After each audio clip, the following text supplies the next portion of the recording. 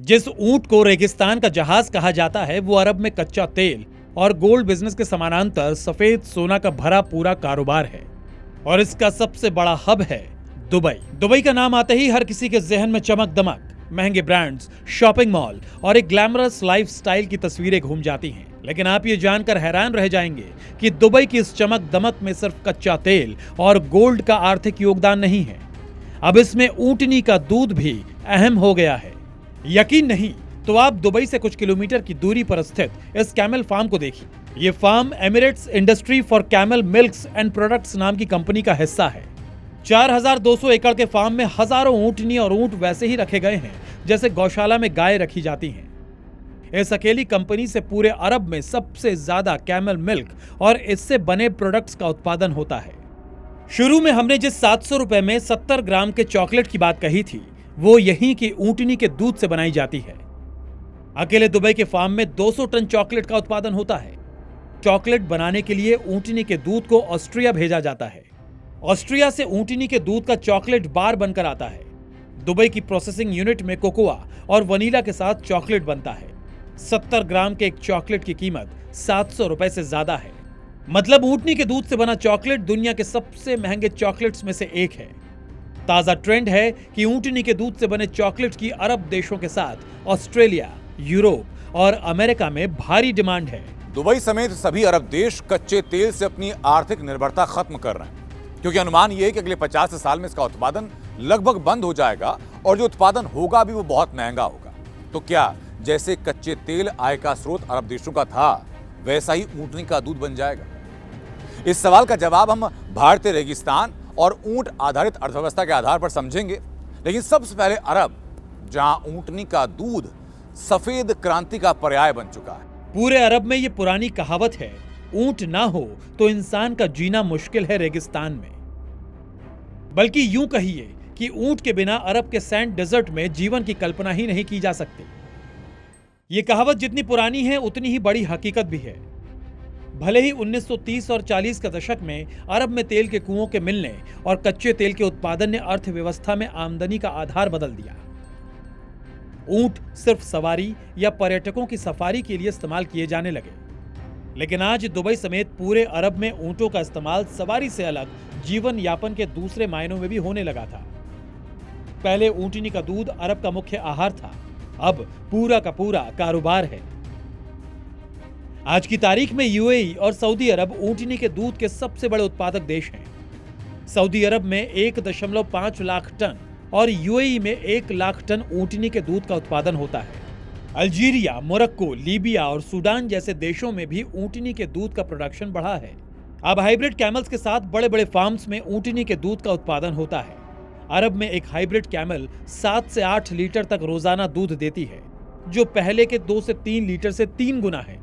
आज international market में 1 litre ऊंटनी के दूध की कीमत 2 से 3 हजार रुपए लीटर है। स्वास्थ्य के लहजे से देखें तो ये सबसे बेस्ट कहा जाता है, क्योंकि इसमें कम फैट है और इसके अंदर हाई विटामिन सी है, ठीक है ना। और इम्यूनिटी बूस्टर भी कह सकते हैं। इसमें इंसुलिन भी बहुत ज्यादा होता है। और इसके अंदर आप देख सकते हैं कि हमारे क्षेत्र के अंदर आज भी लोग जो रेगिस्तान में रहते हैं वो लोग जिनको डायबिटीज का इश्यू है वो 100% इसका दूध का सेवन कर रहे हैं। यानी कि अरब में ऊंटनी के दूध का ये जो कारोबार है ये सिर्फ संयोग नहीं है, बल्कि 1 दशक से ज्यादा से चला आ रहा ये एक प्रयोग है। ऊंटनी का दूध अपने आप में दिलचस्प है और इसकी वजह सिर्फ ये बढ़ती डिमांड या कीमत नहीं है, बल्कि कई ऐसे मेडिकल बेनिफिट्स भी हैं जो और जानवरों में यहाँ पर नहीं पाए जाते। इसीलिए आइए अब अगली रिपोर्ट में जानते हैं कि आखिर ऐसे कौन से ऊंटनी के दूध के बेनिफिट्स हैं जिसकी वजह से इसकी डिमांड ज्यादा बताई जाती है। दुधारू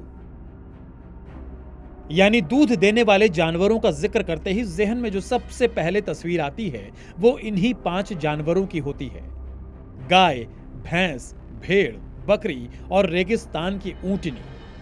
अब इनके बीच सबसे दुधारू यानी ज्यादा दूध देने वाली कौन है ये जान लीजिए। अगर दूध की औसतन अनुमानित मात्रा के आधार पर चार्ट देखें तो बाजी हाइब्रिड यानी यूरोपियन नस्ल की गाय मारती है। वो भारत की देसी गाय के मुकाबले 3 गुना ज्यादा दूध देती है। वहीं भैंस का दूध भी 10 लीटर के आसपास होता है। भेड़ बकरी 1 से 2 लीटर, जबकि एक ऊंटनी औसतन एक दिन में 4 से 5 लीटर तक दूध देती है। लेकिन इनका पालन पोषण बाकी जानवरों के मुकाबले थोड़ा मुश्किल होता है। हमारे यहाँ ऊँटों की संख्या बहुत दिनों दिन घटती जा रही है, इस कारण और ऊँटनी के दूध के प्रति अभी जो आम आदमी है वो जागरूक नहीं है, और ऊँट क्या है विशेष एक रेगिस्तान क्षेत्र में ही पाया जाता है, वहीं इसकी उपलब्धता है। पूर्वी राजस्थान में ऊँटों की संख्या और ऊँटनियों की संख्या बहुत कम है, तो यह ऊँट के दूध की भी किल्लत है, इसलिए आम आदमी तक इसकी पहुँच बहुत कम है। तमाम मुश्किलों के बावजूद ऊँटनी गाय और भैंस के बाद सबसे ज्यादा दूध देने वाली पशु है। फिर इसका दूध इतना महंगा क्यों? जैसा कि हमने पहले बताया, ऊँटनी के 1 लीटर दूध की कीमत इंटरनेशनल मार्केट में 2 से 3 हजार रुपए में बिकता है। इसकी वजह है मेडिकल बेनिफिट। ऊँटनी के दूध में गाय के दूध के मुकाबले फैट आधा होता है, जबकि 5 गुना विटामिन सी, 3 गुना कैल्शियम पाया जाता है। पोटेशियम, मैग्नीशियम, आयरन और विटामिन बी कॉम्प्लेक्स की मात्रा ज्यादा होती है। अल्सर, डायबिटीज, टीबी और पाचन संबंधी बीमारियों में दवा की तरह काम करता है। वेट लॉस के साथ इम्यूनिटी बढ़ाने वाला इकलौता मिल्क प्रोडक्ट है। ऊँटनी का दूध शरीर के लिए बहुत लाभदायक है। ऊँटनी का दूध गर्म सुपाच्य शरीर में बल स्फूर्ति दिलाने वाला होता है, जिससे दमा, खांसी, दिली, जिगर, जलोदर, अजीर्ण बीमारियां दूर होती है। शुगर, हार्ट और किसी छोटे बच्चे के खून की कमी है तो इनसे खून की फुल पूर्ति हो जाती है। आइए अब आपको बताते हैं कि अलग अलग जानवरों के दूध की कीमत क्या है, कौन महंगा, कौन सस्ता है। गाय के दूध की कीमत 65 से 75 रुपए प्रति लीटर है। भैंस के दूध की कीमत 75 से 95 रुपए प्रति लीटर। बकरी की दूध की कीमत 100 से 150 रुपए प्रति लीटर। ऊँटनी की दूध की कीमत 500 से 600 रुपए प्रति लीटर तक, जबकि गधी की दूध की कीमत 2000 रुपए से लेकर 9000 रुपए से भी ज्यादा प्रति लीटर बिकता है।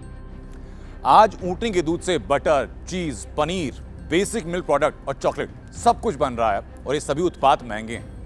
ऊँटनी के दूध की खासियत का अंदाजा आप इस बात से लगाइए कि उसके दूध से बना हुआ चीज 3 से 4 हजार रुपए प्रति किलो तक बिक रहा है। और इस बीच में एक दिलचस्प फैक्ट और है, वो फैक्ट ये कि अभी तक ग्रोथ के बावजूद ऊँटनी के दूध का प्रोडक्शन लगभग 30 लाख टन है, जबकि ग्लोबल ऑर्डर में टोटल मिल्क प्रोडक्शन लगभग 25 करोड़ टन।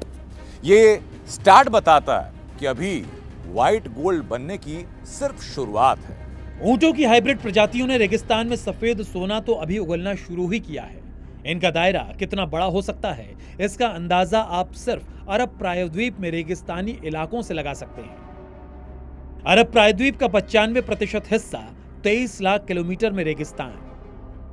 अरब देशों के 24% हिस्से में ही ऊंट पालन, करीब 50 लाख ऊंट। सोचिए, अगले कुछ वर्षों में यह तादाद बढ़े और ऊंट पालन के लिए रेगिस्तान के दायरे को बड़ा किया जाए तो इनके बूते कितनी बड़ी श्वेत क्रांति खड़ी हो सकती है। इस संभावना के साथ एक सवाल भारत को लेकर उठता है। सऊदी अरब के बाद सबसे बड़ा रिहाइबिलिटेबल यानी रहने लायक रेगिस्तान भारतीय उपमहाद्वीप में है, जिसे थार रेगिस्तान कहते हैं। थार का 85% हिस्सा भारत में, 2 लाख वर्ग किलोमीटर में ऊंट सिर्फ 2.5 लाख। ये हाल तब है जब थार रेगिस्तान के सबसे बड़े राज्य राजस्थान का स्टेट एनिमल ऊंट है, लेकिन ऊंटों की तादाद पिछले 2 दशक में आधी से ज्यादा गिर चुकी है। सबसे बड़ा अवेयरनेस नहीं है किसानों के पास, और उत्पादक करने वाले उनके पास और खरीदने वाले उनके पास अवेयरनेस की कमी है, जिसकी वजह से ये हो रहा है। प्लस इसकी डिमांड इतनी नहीं है। लोग जो समझ रहे हैं, डायबिटीज पेशेंट हैं तो काफी लोग समझ रहे हैं कि डायबिटीज में रामबाण दवा है तो इसका यूज कर रहे हैं। ये इतना पावरफुल है कि हमारे कई सारे बीमारियों में इसका उपयोग किया जा सकता है।